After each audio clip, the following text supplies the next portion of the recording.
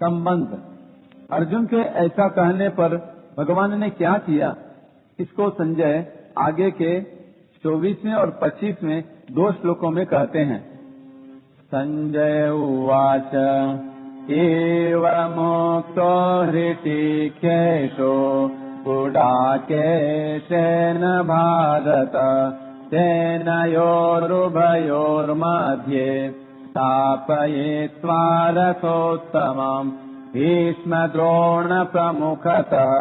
सर्वेषां च महीक्षिताम् उवाच पार्थ पश्यैतान् समवेतान् कुरुनिति।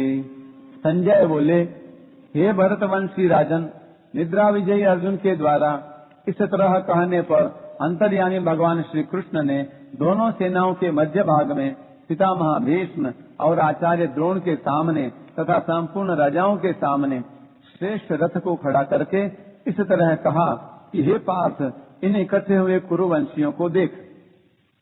व्याख्या।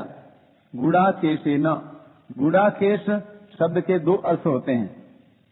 पहला, गुड़ा नाम मुड़े हुए का है और केश नाम बालों का है। जिसके सिर के बाल मुड़े हुए अर्थात घुंघराले हैं उसका नाम गुड़ाकेश है। दूसरा, गुड़ा का नाम निद्रा का है और ईश नाम स्वामी का है। जो निद्रा का स्वामी है अर्थात निद्रा ले चाहे न ले, ऐसा जिसका निद्रा पर अधिकार है उसका नाम गुड़ाकेश है। अर्जुन के केश घुंघराले थे और उनका निद्रा पर आधिपत्य था, अतः उनको गुड़ाकेश कहा गया है। एवं मुक्त है, जो निद्रा आलस्य के सुख का गुलाम नहीं होता और जो विषय भोगों का दास नहीं होता, केवल भगवान का ही दास भक्त होता है। उस भक्त की बात भगवान सुनते हैं, केवल सुनते ही नहीं उसकी आज्ञा का पालन भी करते हैं।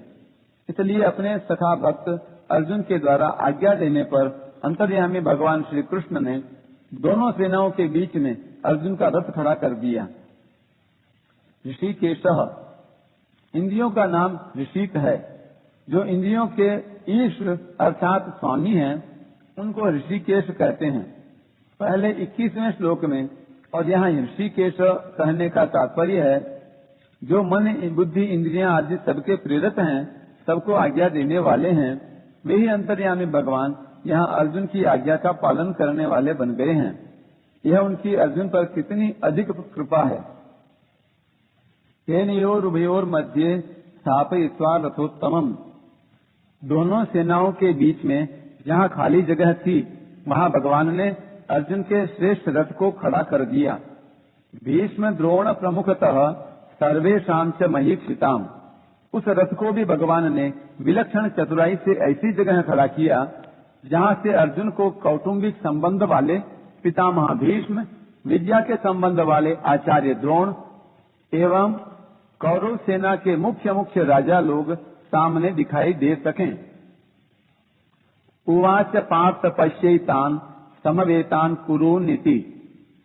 कुरु पद में धृतराष्ट्र के पुत्र और पांडु के पुत्र ये दोनों आ जाते हैं, क्योंकि ये दोनों ही कुरुवंशी हैं। युद्ध के लिए एकत्र हुए इन कुरुवंशियों को देख, ऐसा कहने का तात्पर्य है इन कुरुवंशियों को देखकर अर्जुन के भीतर यह भाव पैदा हो जाए कि हम सब एक ही तो हैं। इस पक्ष के हों चाहे उस पक्ष के हों, भले हों चाहे बुरे हों, सदाचारी हों चाहे दुराचारी हों, पर हैं सब अपने ही कुटुंबी। इस कारण अर्जुन में छिपा हुआ कौटुंबिक ममता युक्त मोह जागृत हो जाए और मोह जागृत होने से अर्जुन जिज्ञासु बन जाए, जिससे अर्जुन को निमित्त बनाकर भावी कलियुगी जीवों के कल्याण के लिए गीता का महान उपदेश दिया जा सके। इसी भाव से भगवान ने यहाँ पश्यैतान् समवेतान् कुरून् कहा है, नहीं तो भगवान पश्यैतान् धार्तराष्ट्रान् समानिति ऐसा भी कह सकते थे, परंतु ऐसा कहने से अर्जुन के भीतर युद्ध करने का जोश आता, जिससे गीता के प्राकट्य का अवसर ही नहीं आता और अर्जुन के भीतर का प्रसुप्त कौटुंबिक मोह भी दूर नहीं होता, जिसको दूर करना भगवान अपनी जिम्मेवारी मानते हैं। जैसे कोई फोड़ा हो जाता है तो वैद्य लोग पहले उसको पकाने की चेष्टा करते हैं और जब वह पक जाता है तब उसको चीरा देकर साफ कर देते हैं। ऐसे ही भगवान भक्त के भीतर छिपे हुए मोह को पहले जागृत करके फिर उसको मिटाते हैं। यहाँ भी भगवान अर्जुन के भीतर छिपे हुए मोह को कुरुन पश्य कहकर जागृत कर रहे हैं, जिसको आगे उपदेश देकर नष्ट कर देंगे। अर्जुन ने कहा था कि इनको मैं देख लूं, निरीक्षे अवेक्षे, अतः यहाँ भगवान को पश्य, तू देख ले, ऐसा कहने की जरूरत ही नहीं थी।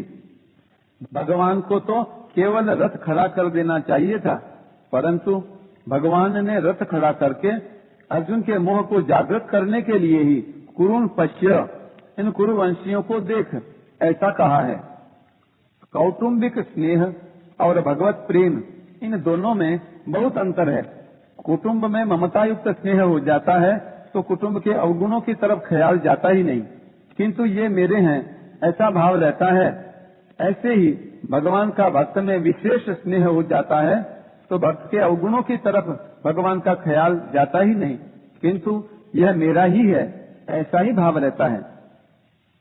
कौटुंबिक स्नेह में क्रिया तथा पदार्थ, शरीर आदि की और भगवत प्रेम में भाव की मुख्यता रहती है। कौटुंबिक स्नेह में मूढ़ता की यानी मोह की और भगवत प्रेम में आत्मीयता की मुख्यता रहती है। कौटुंबिक स्नेह में अंधेरा और भगवत प्रेम में प्रकाश रहता है। कौटुंबिक स्नेह में मनुष्य कर्तव्यच्युत हो जाता है और भगवत प्रेम में तल्लीनता के कारण कर्तव्य पालन में विस्मृति तो हो सकती है, पर भक्त कभी कर्तव्यच्युत नहीं होता। कौटुंबिक स्नेह में कुटुंबियों की और भगवत प्रेम में भगवान की प्रधानता होती है।